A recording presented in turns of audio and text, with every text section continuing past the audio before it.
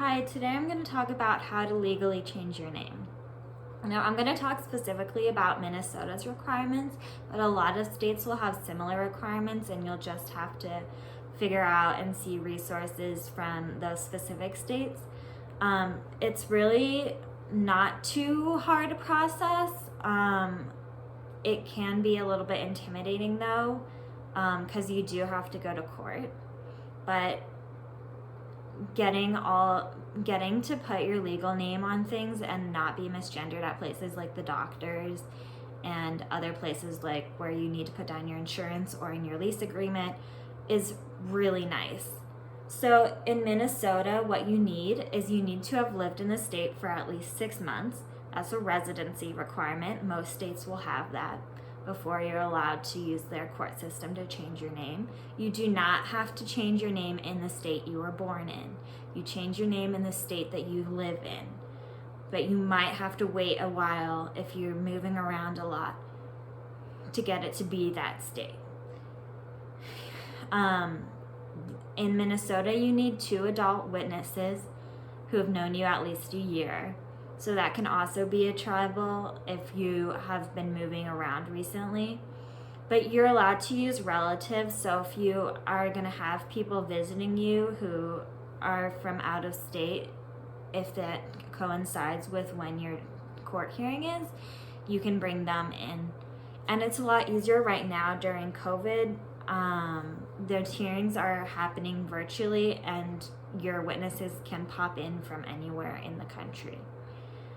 If you are married, one of these witnesses should be your spouse. Then you're going to have to pay a filing fee. Depending on your state and depending on the rules of your state, there might be a way to waive that fee. Usually if you're low income in Minnesota, it's if you're 125% below the poverty line.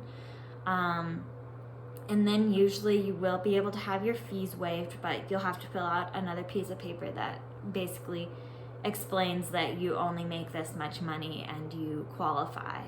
The fee in Minnesota is about $300, and it's probably comparable in other states. Then you're going to need to fill out documents for the court. You're going to have to fill out an application for a name change and a proposed order. And then generally you're going to have to file out a criminal background history check, and you might have to go and get your criminal background check. But basically you're going to fill those things out. You're going to file them with the court. So you're going to have to go to the court and file them. And then a little bit later, the court will call you with a hearing date, or will ask you to set up the hearing date. We'll send you a letter telling you to call the clerk of the judge you've been assigned and set up the hearing date. And so then you'll set that up, and you'll have some other documents that you need to bring with you to the hearing. Usually you'll have to bring your birth certificate, the criminal background check, a government ID, and then possibly, if you're changing your gender marker, also an ACT letter. That's an appropriate clinical treatment letter. And if you guys are interested, I'll put an example of wording for that letter down below. Courts look for a specific language, and it's generally not too invasive, but you do have to get your doctor to write you a letter to change your gender marker in a lot of states. At the hearing, you will be asked a bunch of questions. They are mostly about establishing your residency and making sure that you're not changing your name because of a fraud reason or to get out of paying debts. So it's okay if you do have debts, you still are able to change your name, but the court will ask you about that, and they will want you to make sure that you are changing your name on those debts as well as the other documents that you need to change once you get your name changed.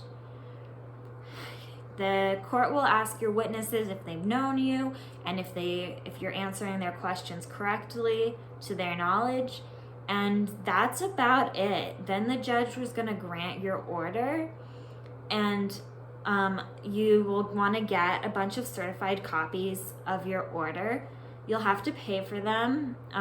In Minnesota, it's about $10 for a certified order, and I got 8 of them, and have used them all. So I would recommend getting a large number of certified orders, because you will need them for everything. You'll need them for the Social Security, you'll need them for your driver's license, you'll need them for your bank statements, and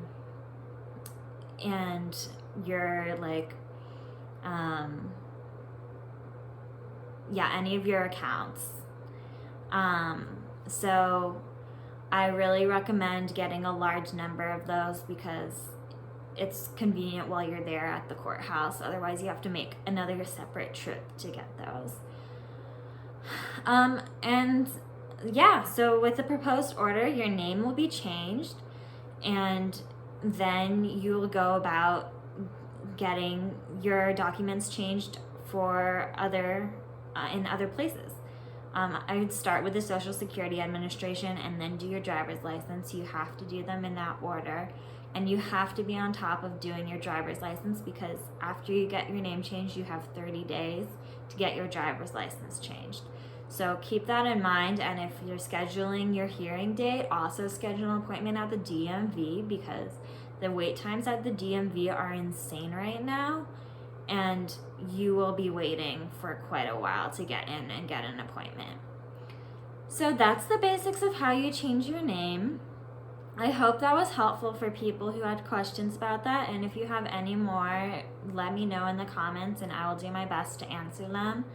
I've been putting together resources for name changes as part of my job, and so I know a lot about how to do it in Minnesota, and if you have questions about other states, I can look into it and help you out with that as well.